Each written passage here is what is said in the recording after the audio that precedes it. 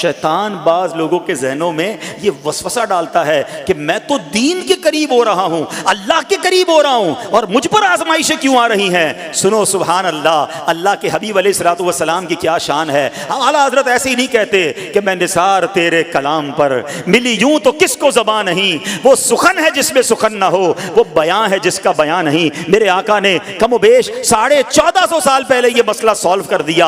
हजरत सैयदना साद बिन अबू वक्कास रदियल्लाहु तआला अन्हु फरमाते हैं कि मैंने अर्ज की, या रसूल अल्लाह सल्लल्लाहु तआला अलैहि वसल्लम, सबसे ज्यादा मुसीबतें किन लोगों पर? गली मुका दी ना, पंजाबी में कहते हैं ना, गाली बात ही खत्म कर दी। हुजूर ये बताएं सबसे ज्यादा मुसीबतें किन लोगों पर आई? प्यारे आका ने फरमाया अंबिया पर।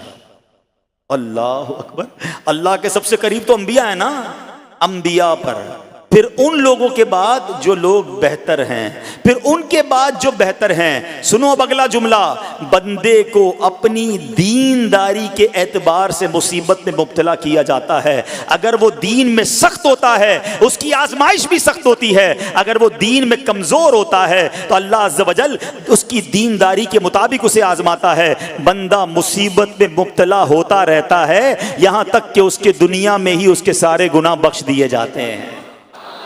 गोया अल्लाह की ये रहमत है कि बंदा बड़ा नेक हो रहा है, रब चाहता है कि इस बंदे पर आजमाइश भेजूं, मेरा नेक बंदा सब्र करे, इसके गुनाह माफ हो जाएं और मेरे पास आए तो उसको जन्नत में दाखिल कर दूं। अल्लाह अकबर। ऐ प्यारे इस्लामी भाइयों, याद रखना, अब जो मैंने एक सवाल कायम किया था ना कि यार मैं तो दीन के करीब, मैं तो अल्लाह के करीब होने की कोशिश कर रहा हूं और एक के बाद एक आजमाइश आ रही है, ये क्या है? अब एक और हदीस सुन लो, सुभान अल्लाह। हजरत सैयदना अनस रदियल्लाहु तआला अन्हु से रिवायत है, सरकारे वाला तबार, हम बेकसों के मददगार, शफीए रोजे शुमार, दो आलम के मालिक व मुख्तार सल्लल्लाहु तआला अलैहि वसल्लम ने फरमाया, जब अल्लाह अज़्ज़ व जल किसी बंदे से मोहब्बत फरमाता है, सुनना जरा गौर से, अल्लाह अज़्ज़ व जल जब अपने किसी बंदे से मोहब्बत फरमाता है या उसे अपना दोस्त बनाने का इरादा फरमाता है तो उस पर आजमाइशों की बारिश फरमा देता है। अल्लाह करीम उस पर मोहब्बत भी फरमा रहा है और आजमाइशें भी भेज रहा है। दोस्त पर आजमाइशें कौन भेजता है?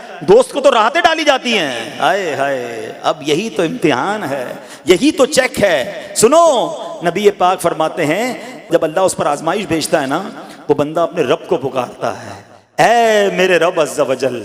तो अल्लाह फरमाता है, मेरे बंदे तू जो कुछ मुझसे मांगेगा मैं तुझे अता फरमाऊंगा, तू तो जल्द ही तुझे दे दूंगा और इसे तेरी आखिरत के लिए ज़ख़ीरा कर दूंगा। सुभान अल्लाह। यानी अल्लाह वालों को आजमाया जाता है, उनके दर्जात बुलंद किए जाते हैं, उनके गुनाह मुआफ़ किए जाते हैं। तो ऐ मेरे प्यारे इस्लामी भाइयों, कभी भी ये जहन में ख्याल मत लाना कि यार मैं दीन में करीब आ रहा हूँ, मेरी आजमाइशें बढ़ रही हैं। समझ लो इम्तिहान शुरू हो गया है, टेस्ट शुरू हो गया है। अब इस टेस्ट में मुझे कामयाब होना है और अल्लाह के मजीद करीब जाना है। जिंदगी में जो गुनाह हो गए हैं, ये मेरे गुनाहों का इंशाअल्लाह कफ़ारा बन जाएगा, मेरे दर्जात की बुलंदी का सबब बन जाएगा।